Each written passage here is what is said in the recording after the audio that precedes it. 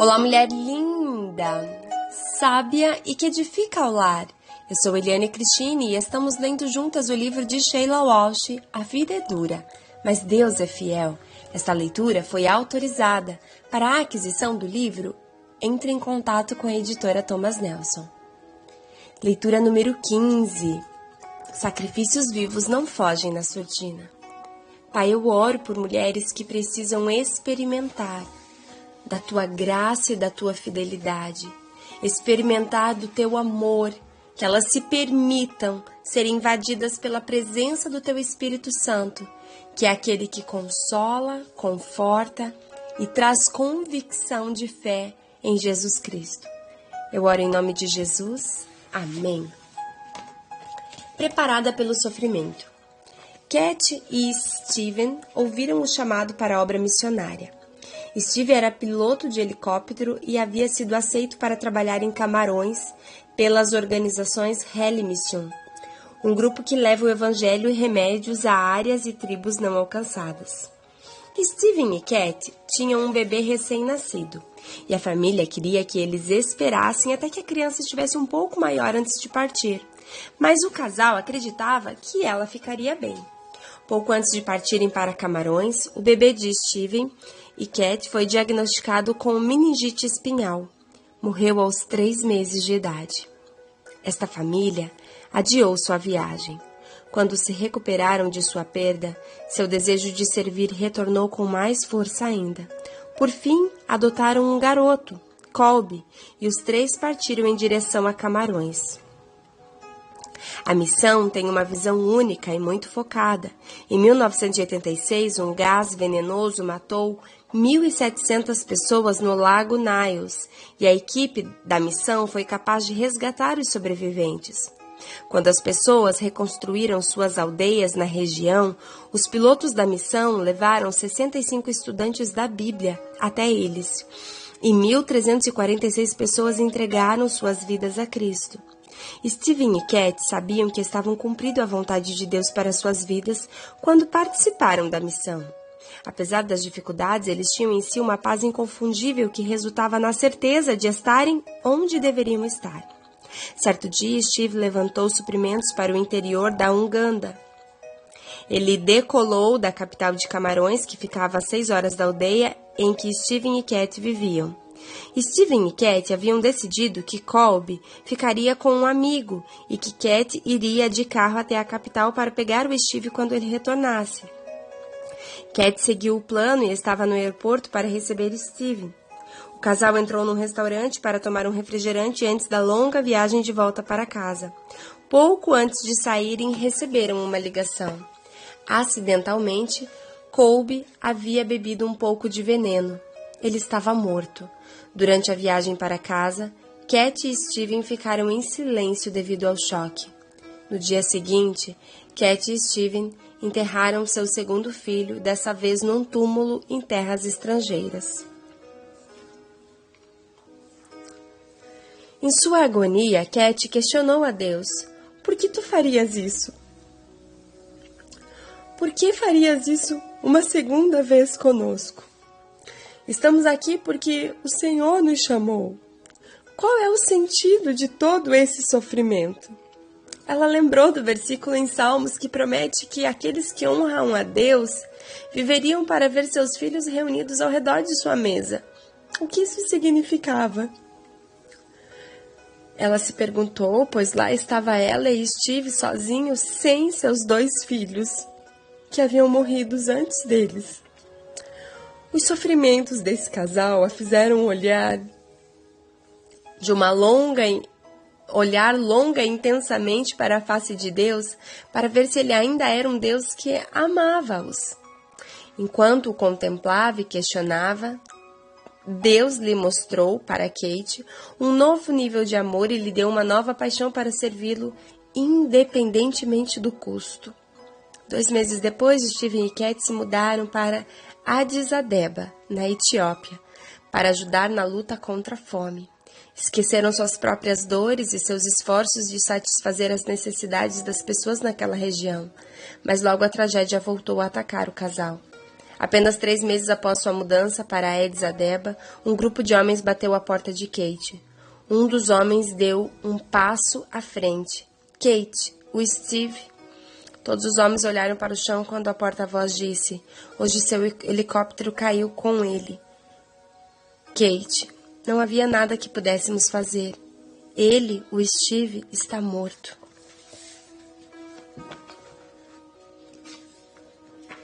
Ao relembrar os eventos, Kate me disse: sempre que acreditava ter dado tudo a Deus, descobri que havia mais a dar. Suas palavras me lembraram da carta de Paulo aos Filipenses. Mas do que isso, considero tudo como perda, comparado com a suprema grandeza do conhecimento de Cristo Jesus, meu Senhor, por cuja causa perdi todas as coisas.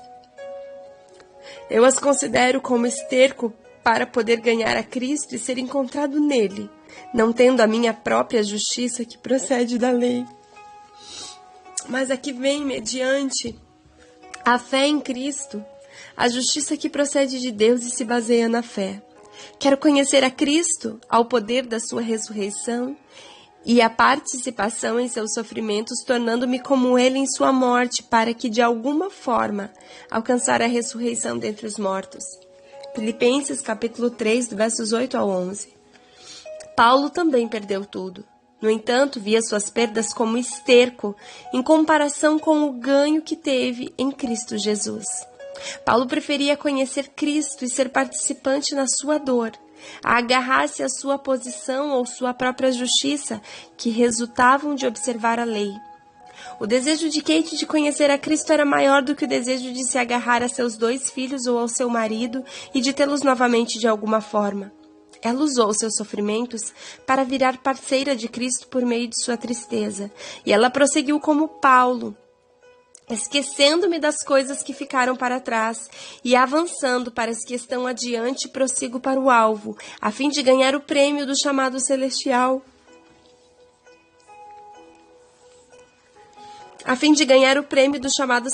De Deus em Cristo Jesus. Filipenses capítulo 3, versos 13 ao 14. Kate pediu que os amigos de Steven a levassem para o local onde seu helicóptero caíra. Lá na clareira, no meio da floresta, entre os destroços da máquina, seu marido, Kate se sentiu como se estivesse pisando em solo sagrado. Steve havia voltado para casa vitorioso naquela clareira. Kate sabia tirar seus sapatos. Kate queria tirar seus sapatos. Se acreditamos em Deus apenas pela bênção que Ele pode nos dar, disse Kate.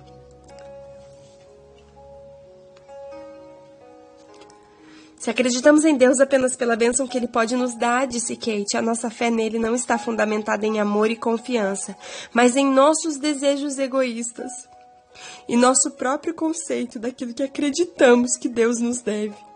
Kate está feliz. Ela ainda é jovem e bonita. A dor não a endureceu.